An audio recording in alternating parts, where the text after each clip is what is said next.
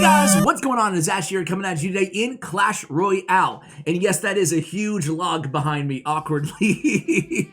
Anyway guys, today we're going to talk all about the Electro Giant, why people are upset about this card, and what ought to be done, and should it be done like now, in the here, in the now? Should there be an emergency fix for this card? First off, I want to thank you all for the birthday wishes. Really tremendous. Honestly, I put out a social media post on Instagram, on Twitter, on Facebook. All the links are in the description below.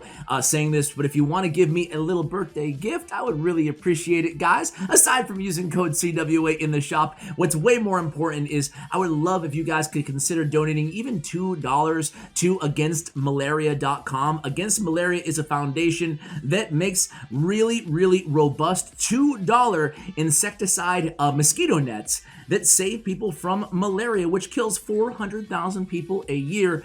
70% of those are children 5 and under, which just absolutely breaks my heart. So let's do a little bit of good, all mobile games aside.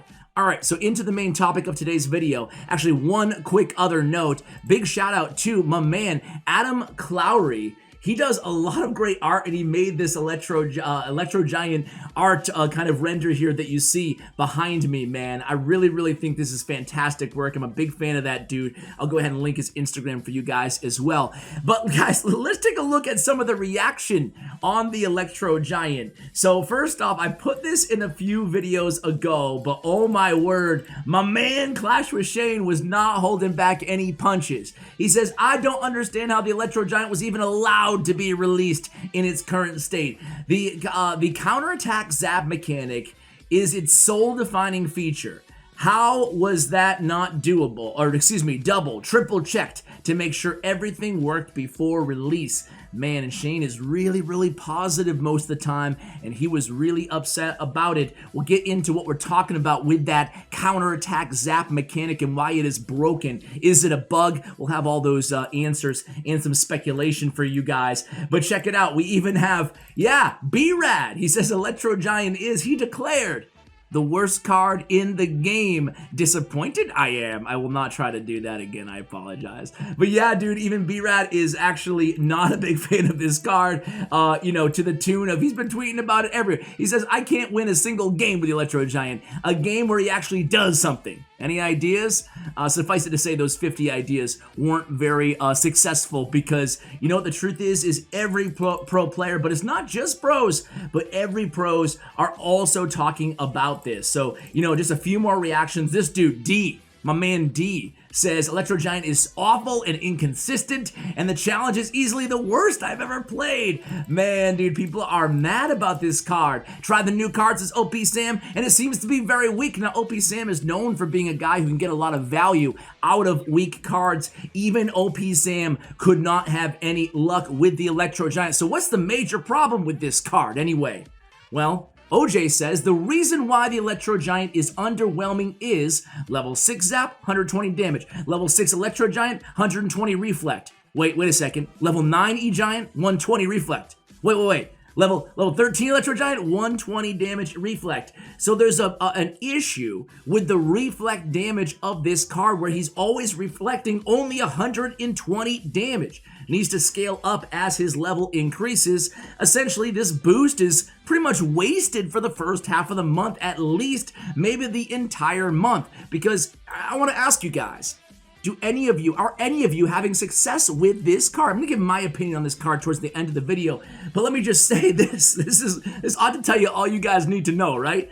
I reached out to, like, I don't know, 4 or 5 pro players, and I was like, hey guys, you mind just giving me a little bit of Electro Giant back, you know, play the Electro Giant for me for this video. It wasn't supposed to be me just sitting here rambling for 10-minute video, but that's what it's gonna be, because all the pros were like, dude, the card is beyond dreadful.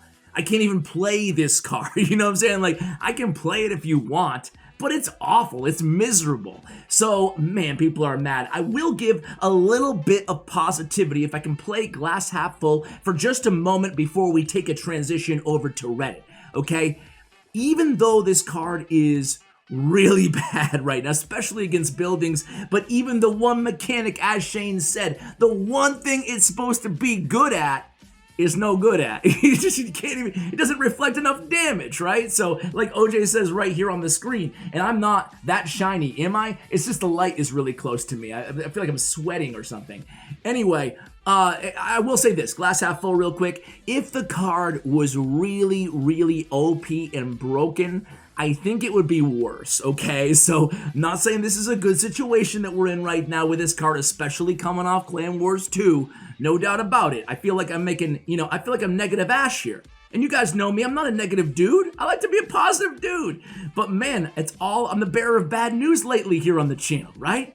And man, if I see one more damn comment of you guys saying, Ash, I no longer play the game, but I watch your videos still, man, that depresses me, although I'm incredibly thankful, don't get me wrong. But man, if everybody's saying I no longer play the game and I just watch your content, it's like, wait a second here, you're watching me play a game, cover a game that you don't play, all of you guys? Anyway, I digress. If it was super OP, and then they nerfed it the next month, think of how enraged the community would be in that situation. So all things being equal, I'm happy it was not broken in a good way, and the card being super, super good. I'm glad it's crappy, that way they'll buff it. My question to you guys in the comments is, A, should they ought to emergency buff this card? Or should they just wait till the end of the season? Do any of you guys have success with this card? Any of you guys? Anybody playing this card and loving it, saying, dude, I don't know what this guy, this stupid talking head on YouTube is even talking about right now, Anybody out there, let me know the deck in the comments below. Anyway, let's go over to Reddit, and I saw a couple posts that have a couple really good ideas on how to fix this card and make the community a little bit happy again, for once, maybe.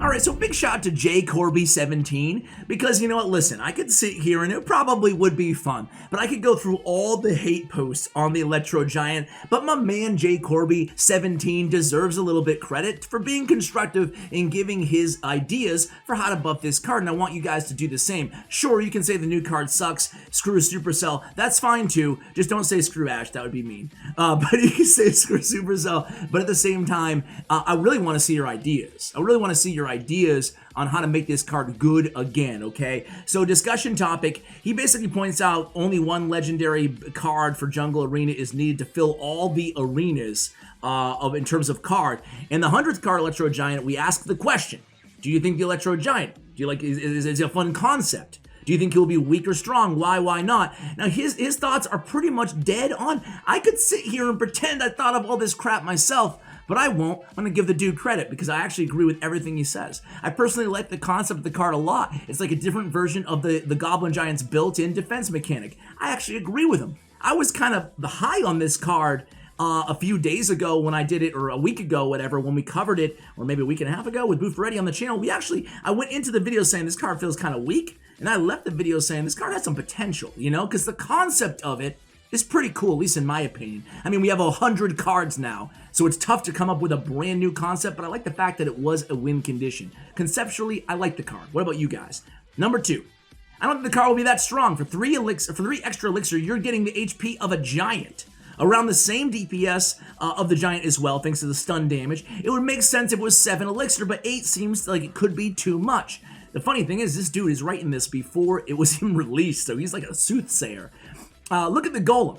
He has 1.5 times the HP of the giant and high death damage, and that's not even taking into account the Golemites, right? They do a ton of damage themselves, and they have a lot of health themselves. For 8 elixir, does not seem like the Electro Giant and the Golem are on the same playing field, both being 8 elixir cards, right?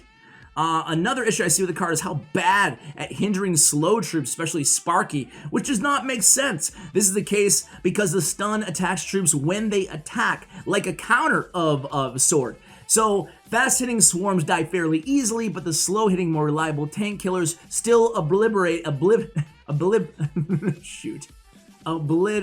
my bad. Obliterate? Really, dude? How long you been doing YouTube? You know how to talk? The worst thing is I'm not going to cut that and do over either. The next one. I think the best thing we can do is make one simple change. Once enemy troops enter the Electro Giant's counter stun zone, they are stunned. And then they will be stunned after each hit. This will make it better for dealing with slower hitting troops while also being overall the same against swarm troops, along with maybe a slight DPS increase. So personally, I love this idea. it preemptively stuns everything one time, and then it will react, right? But when you enter his little area, it's almost like he has electricity area around him, right? He's just walking down the over the bridge, whatever. He has like electricity little barrier. And once you cross that plane, that barrier, you get a little zap, right? And then once you touch him, you get zapped, you know, from further on. I will say though, have any of you guys tried to counter the Electro Giant with a hunter? It's like, whoa, I thought I just played a hunter. What happened there? Dude, he gets hit. He gets zapped for every single one of those shotgun kind of shells at this pellets at the same time. So he just dead immediately. Instant death to the hunter. That's a cool interaction. Or maybe some people think it's not cool. I think it's kind of cool.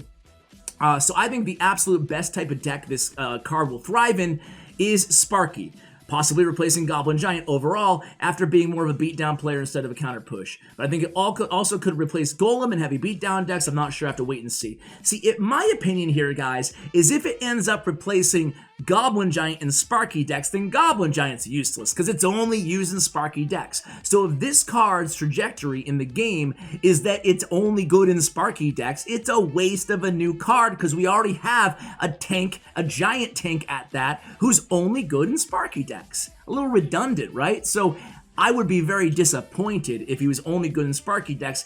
And speaking of this, maybe I'm an idiot, I probably am, but have you guys seen Sparky counters him, dude? How does Sparky counter him? How does Inferno Tower and Sparky counter a dude whose his only purpose in life is that he zaps everything and resets everything in radius? I don't know if he needs a radius increase as well, or if that's the answer that this guy had with the stun zone, counter stun zone. I don't know what it is, but it definitely feels to me like they need to fix the bug that OJ pointed out earlier, A, and B, he needs to counter Sparky and Inferno Tower, no? Am I crazy there? Especially if he's going to be 8 Elixir. If he's going to be 8 Elixir with way worse of an overall kit than the Golem, at least give him something, right? So my solution would be make the dude 7 Elixir and be done with it, wash your hands, maybe even make him 7 Elixir and give him a little bit more HP. That way we can actually play this card and enjoy him while he's on boost. I would ask for an emergency buff on this card immediately while he's on boost, because the whole point of the boost is that you play the card, you get to know the card, and you think to yourself, is this a card worth maxing? Is this a card worth investing in, right? Maybe I'm speaking too much of a dirty gemmer. Is this a card worth maxing? No, is this worth a card worth upgrading at all, right? So to me, he needs one of those changes. That's what I would do. I would make him 7 Elixir, or I would make that radius a little bit bigger so he can counter the Inferno Tower and the Sparky a little bit better, preemptive zapping, because that is his mechanic. That's his jam, and he's good against swarm troops. Awful against buildings. Awful against buildings. So, I don't know. That's how I would change this card. I want to see what potential this card can have inside the game. I throw it to you guys again. Let me know in the comments below how many dumb things I said in this video.